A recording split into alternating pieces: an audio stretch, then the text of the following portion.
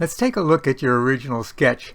Now I've moved these dimensions around from their original location, but understand that this dimension, this one, and this one are meaningless. These are in parentheses are reference dimensions, so we can just go ahead and delete those anyway.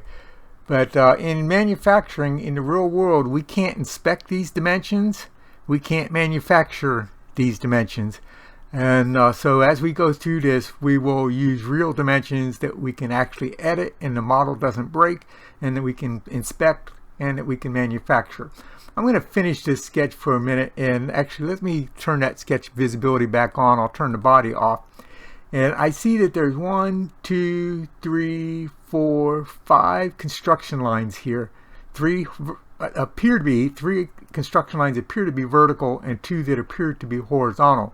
But if I do an inspection of these, some of them are at some strange angles. Now that one's at 90 degrees to each other, but let me try this again. Some of these are not at 90 degrees. So this one is 89.822 58491 degrees.